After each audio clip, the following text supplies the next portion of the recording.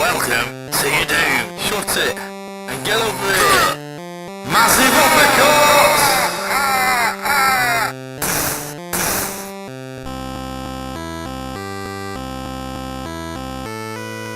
Hello and welcome to another edition of the Jam Show. Now today's video is all about the PlayStation Classic. I was going to make a video on this way back when there was only 5 games announced for it and so forth, but personal things, other things, and that got in the way of it. So here I am doing my take on the PlayStation Classic. Now it's been going to be released in the 3rd of December, $89.99 in the UK. I'm not sure the prices in America or Japan.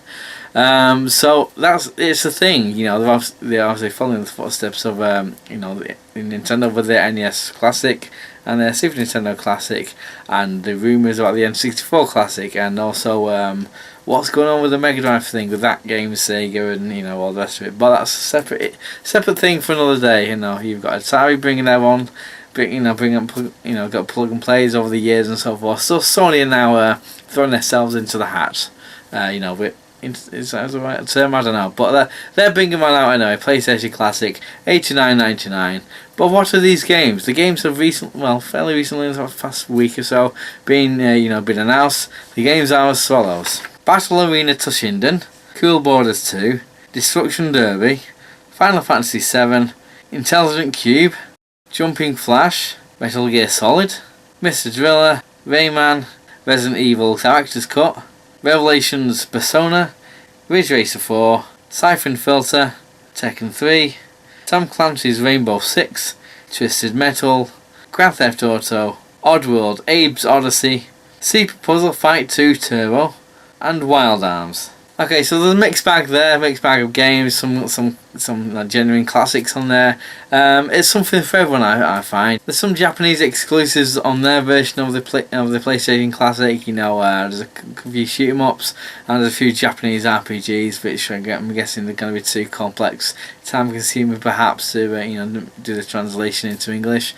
What we can do with this console, this device, you can save on there, like within the internal memory.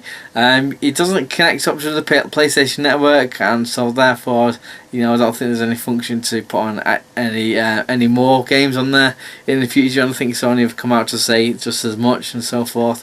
You get 2 controllers and you get HDMI, connector to the TV and so forth, which is like what Nintendo have done with their devices. I've made a little list of games I would like to have seen on there. I'd like to have seen a Tomb Raider on there, Wipeout, one of those games, Crash Bandicoot, Silent Hill, Castlevania, Gran Turismo, and they did have some got some really good light gun games on. I understand why they're not being put on to the collection, because of the whole technology with the light guns and the modern CVs and so on. You can they only can work on the cathode ray TVs, which not a lot of people have nowadays. So I can understand why they didn't put those games in.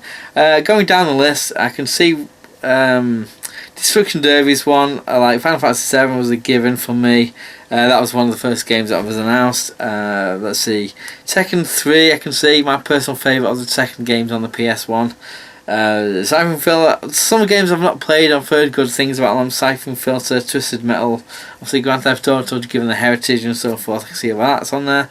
I'm glad there's an Oddworld game on there. If anyone who hasn't played an Oddworld game, you're in for a lot of fun there. Battle Arena Toshinden, I did play back in the day. So are you going to get one? I'm thinking possibly yes for myself. 90 quid does seem a little steep perhaps, but there's different ways of looking at it anyway, because you get 32-bit games. Some of these games go for quite a bit of money. I've not looked at all the valuation of all of them. There's different ways of looking at it. So given what we've got, given how much it is and so forth, I've not looked on eBay, to be honest. I maybe should have done before I made this video, so I don't know if there's any scalpers online already, like there were with the Super Nintendo Mini, which really annoyed me and a lot of other people, and the NES Mini as well. I know Nintendo did eventually get rid of the scalpers on eBay because they were aware of them and so forth. And I don't know, maybe in the comment section someone said, yeah, check out, it's ridiculous online. Based on what's going on, based on all that as I mentioned, are you going to buy one? What games would you have liked to have seen that aren't included? Obviously, license issues aside, these are the games I would like to have seen, as well as or instead of certain games and so on. So if you're doing the argument and stuff, and you want to talk about more about the PlayStation Classic that's coming out, please do so down there in the comment section down there, and like, subscribe, comment if you like this sort of thing, and tell your friends and everything. And in the words of the new Cyrus, send the word.